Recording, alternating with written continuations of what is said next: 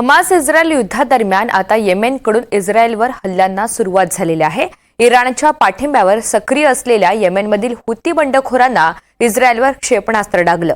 याचा थेट फटका इस्रायलचं विमानतळ बेन गुरियन विमानतळाला बसलेला आहे। इथली विमानसेवा त्यामुळे तातडीने स्थगित करण्यात आली।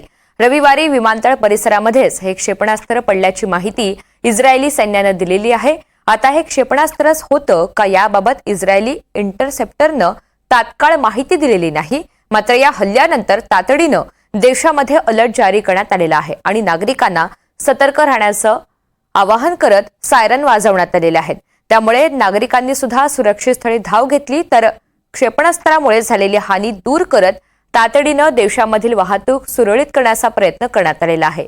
दरम्यान या हल्ल्यामध्ये 4 जण जखमी झालेले आहेत आणि 1 जण किरकोळ जखमी झाल्याची माहिती तिथल्या अधिकाऱ्यांनी दिली आहे। इस्रायलच्या संरक्षण मंत्र्यांनी या हल्ल्यानंतर शत्रूंना कठोर इशारा दिलाय।